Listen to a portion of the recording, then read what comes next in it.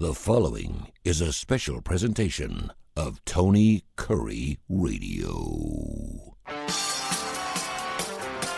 Want the real story behind the sound bites and headlines? Let's find the facts. Remember, it's not a conspiracy theory if it's the truth. You are not paranoid or confused.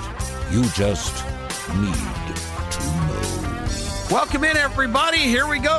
Another need to know. And gosh, there's a lot of things you need to know. And I found out in my last 4 or 5 days of running around the country, predominantly in Las Vegas. And people say, you got to go to Las Vegas? Wow, that must have been great. Well, let me just tell you, the Strip is in Las Vegas. I was there from Friday afternoon until Monday morning. I did not see the Strip. I did not visit the Strip. I did not hear rumors about the Strip.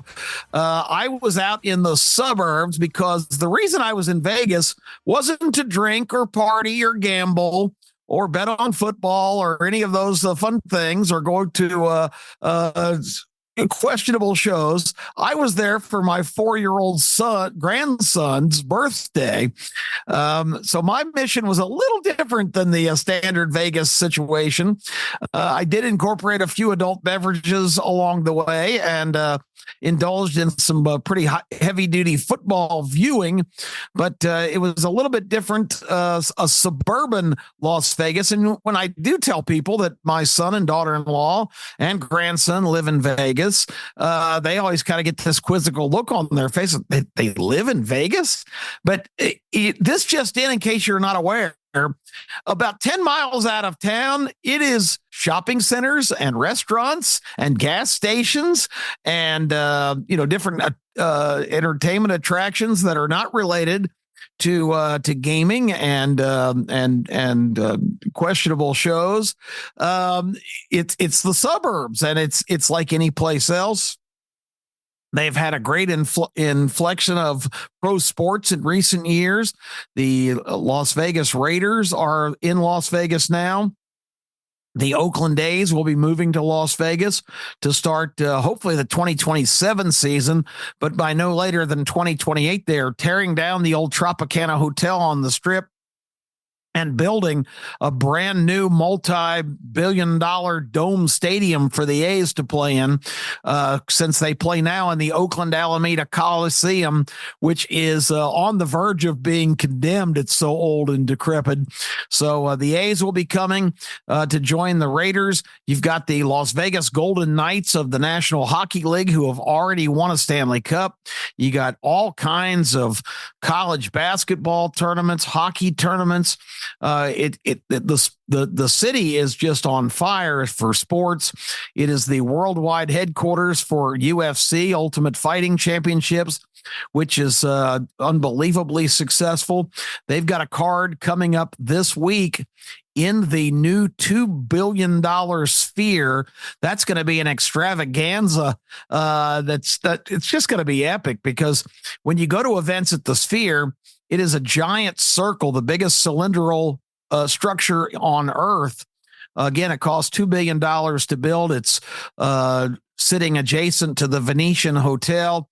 You have to see it to kind of just grasp what it's all about, because everything that's happening in front of you down on the stage or where the giant screen is, if you're watching some kind of film, and think of this as kind of IMAX on steroids.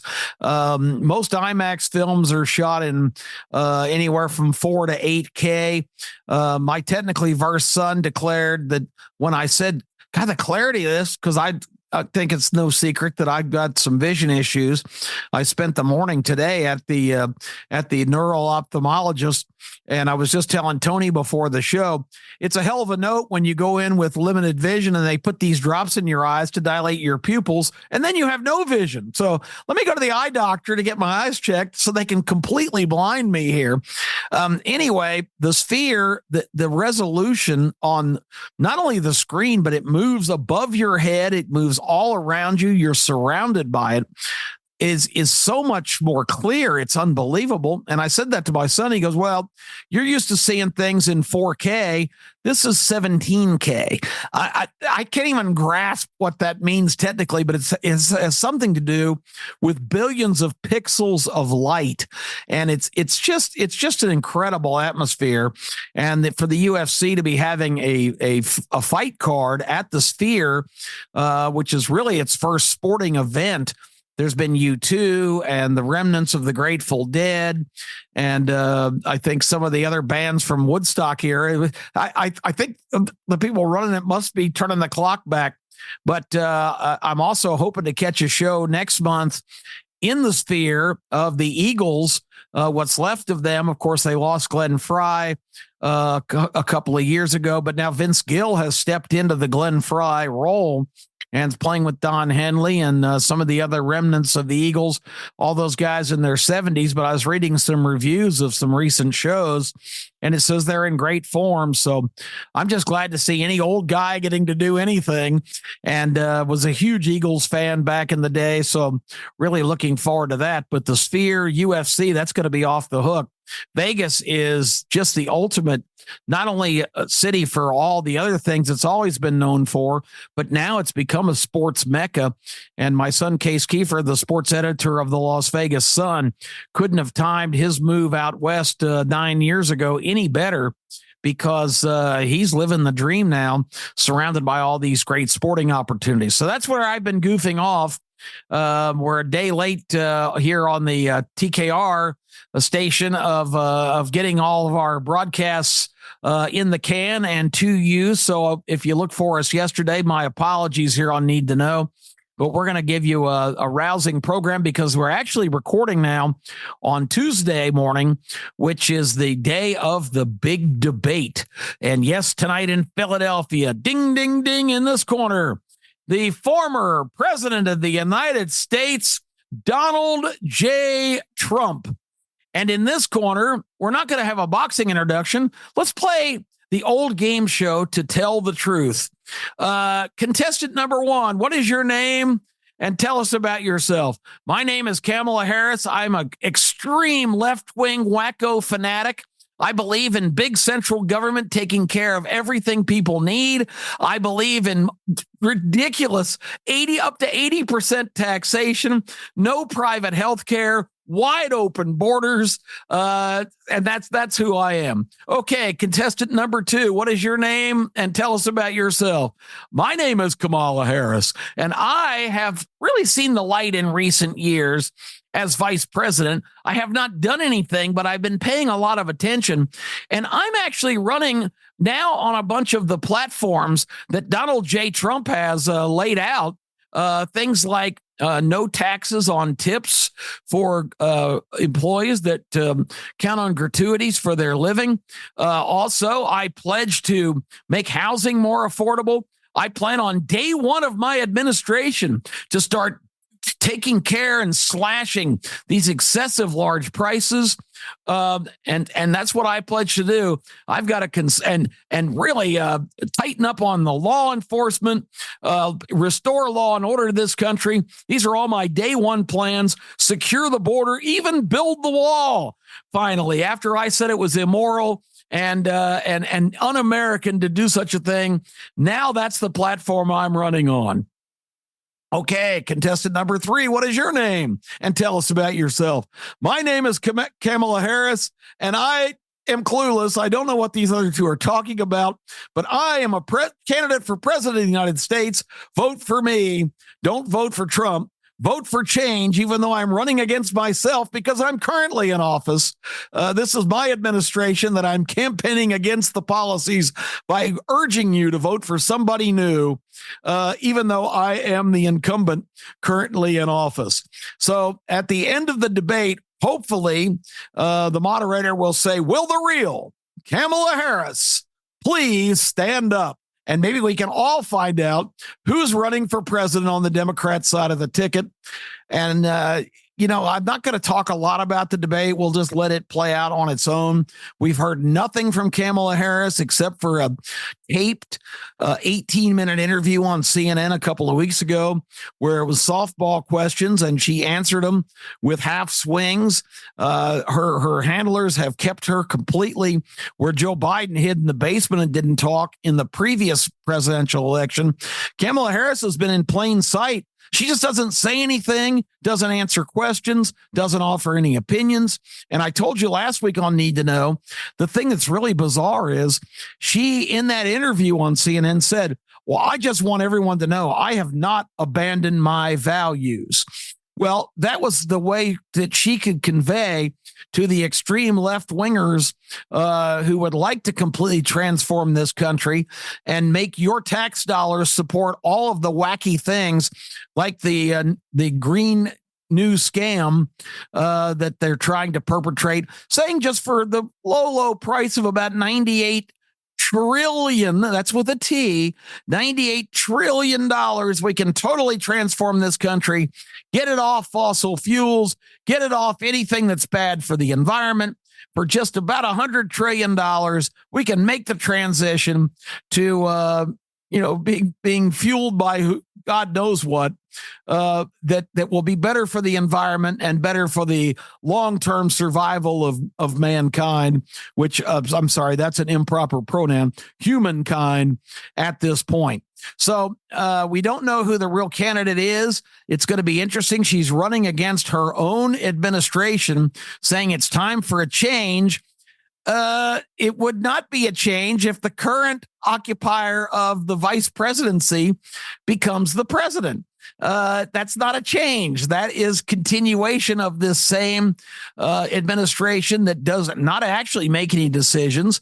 Joe Biden, we've all known, if you've listened to this show or paid any attention yourself, knew that he was not in charge of, pardon my French, jack shit. Joe was just looking forward to Thursday so he could take a 5-day weekend at the beach in Delaware. He did show up at the White House sometimes, but they said if he didn't have a productive 10 o'clock to about 2 o'clock period, then he was pretty much done for the rest of the day. Joe Biden has been the greatest fraud ever perpetrated on the American people. And we told you that in the year and a half that we've been on the air here on TKR. If you're paying attention, you knew it. It was not a shock. But people like the current candidate, Kamala Harris, who saw Biden every Wednesday for lunch and supposedly met with him in the Situation Room and talked to him about issues. Her week after week after week telling you that Joe Biden is vigorous and vibrant and he can outwork everybody in the whole place. He gets more done in an hour than others get it done in a whole week. We all know now that was total BS. It was all part of the great, the Wizard of Oz, the Trojan horse, whatever comparison you want to make. Joe Biden was a false prophet, a false president, and the cabal, the cartel that's basically been running the government behind the scenes now is trotting out Kamala Harris, who has no experience, who has very little personal commitment. She has always been for whatever can get her career advanced the furthest. And now you've got her saying to her core supporters, my values haven't changed, but the campaign continues, not her. She doesn't verbalize these things. All those Trump positions that I told you about a minute ago, secure borders, crack down on law and order, attack inflation, bring down prices, make housing more affordable. They're actually, the campaign has said that Kamala favors tax cuts, when in the very next breath, you see a tape of her just a year ago saying we need massive tax increases and we need to let the Trump tax plan that was implemented in 2018 run out as scheduled in 2025. Guess what that means for me and you? That means our prices, our taxes go through the roof because that was a significant cut. But more importantly than just your personal taxes, the corporate taxes would roll back up double-digit points. And all of a sudden, if we think things cost a lot now, when corporations lose that gigantic tax break they got under the Trump administration, prices are going to be completely out of range for almost anybody to be able to survive without working 2, 3, 4 jobs. And I'm not an alarmist. If you've listened to the show long enough, I don't yell fire in the theater, but I certainly feel responsible for letting you know the reality of the situation. So maybe the real Kamala Harris will come to light tonight, and the real Kamala Harris will stand up. It's going to be fascinating. I'll say quickly about Trump, and I'm sure he's being coached up like crazy to say, look, do not demean her. Do not call her dumb or stupid. Do not attack her and give anybody the ability to say, poor Kamala, this is unfair. This 6'5" bully is making light and ridiculing this hardworking, ambitious woman who's gotten to this point. It would be in Trump's best interest to just talk about one thing: policy. Policy. Policy. And when he's through with that, more policy, because the things that Trump is running on, as opposed to the fake policies of Trump's that Kamala now has her staff. Well, she doesn't have her staff. She's not pulling the strings. She's just the front person to take Biden's place and let the people really running the government, most of them Obama descendants, including the former president himself, they're pulling the strings along with a lot of foreign actors that we don't need involved in our business. But Trump needs to keep it on policy and policy only. No personal attacks, no ridicules. They're going to try to lay that trap for him to go traipsing into. And Trump has been ignorant enough in the past to do that because his ego is greater than the greatest outdoor refuge you can imagine.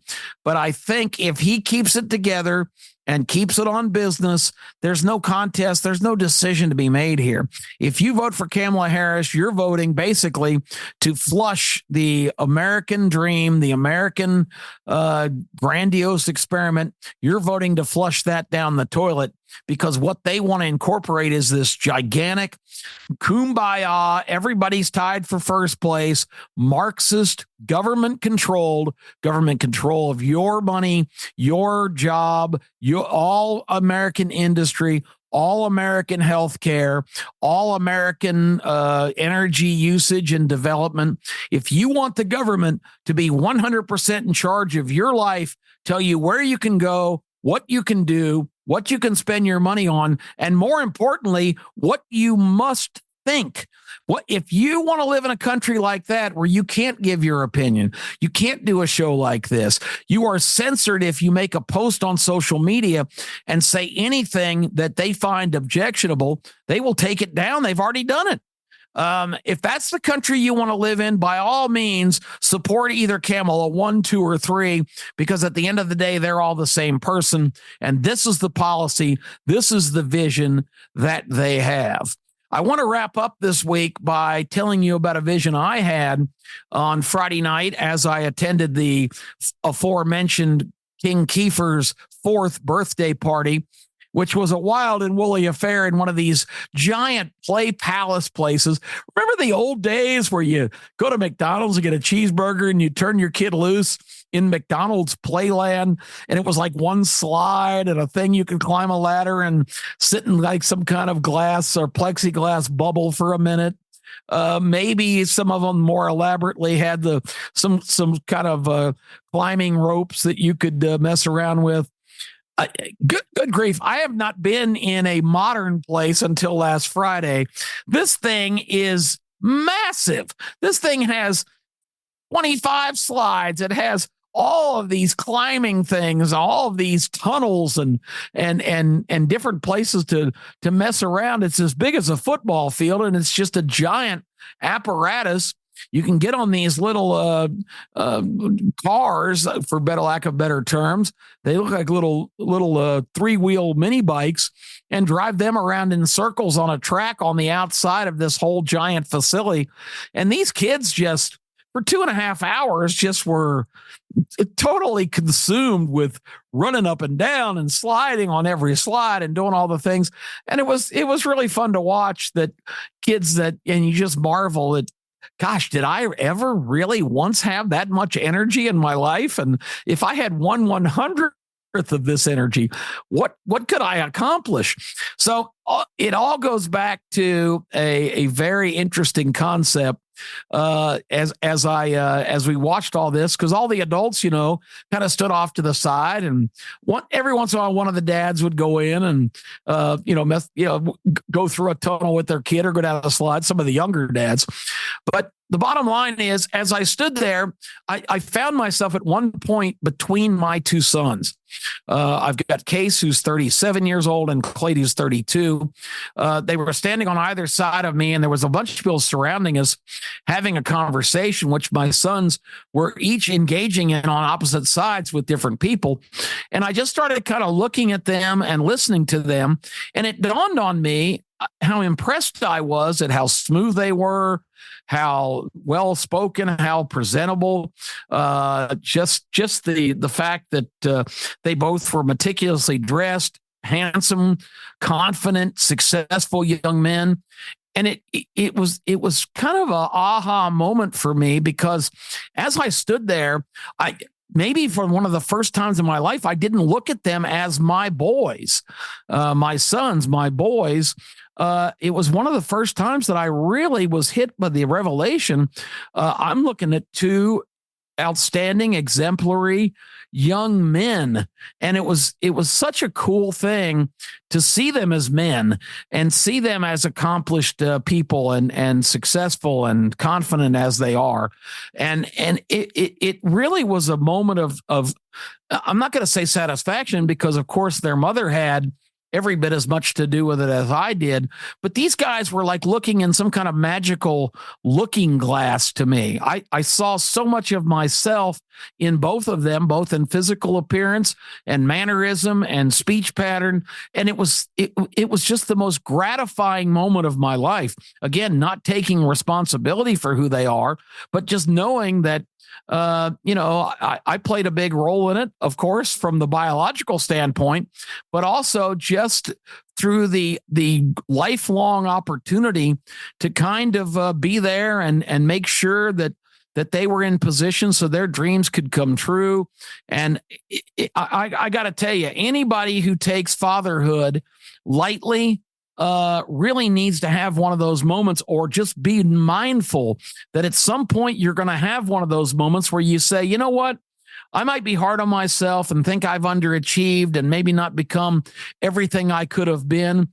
But in that one moment, I felt it was so life affirming, and I felt so gratified to have had the opportunity to be a dad and to take it seriously and to make all the moves possible that I could and do the right things. And as far as I believe, and looking at the results, I'm telling you, it is a life-changing moment, and I have been euphoric thinking about it ever since. So just a word to the wise: if you've got young kids and sometimes it just seems like it's just an exhaustive journey, you're going to have a day where you're going to look at that kid and they're not going to be your kid anymore. They're going to be a grown-up person that you have had a huge influence on, and you have helped make them what they are. And that's really what this life is all about.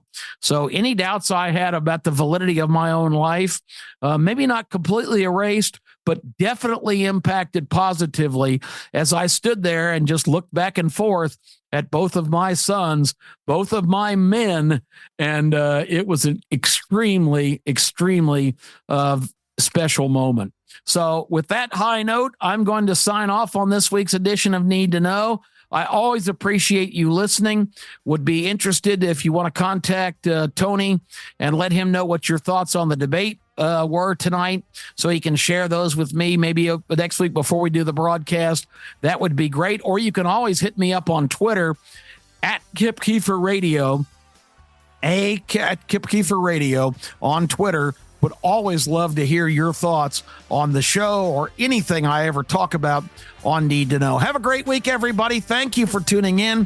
Thanks for Tony for indulging me being a day late, and what a day late and a dollar short or whatever. But whatever I am, I'm glad to come to you, and thanks for listening. We'll be back next week. This has been a special presentation of Tony Kurre Radio.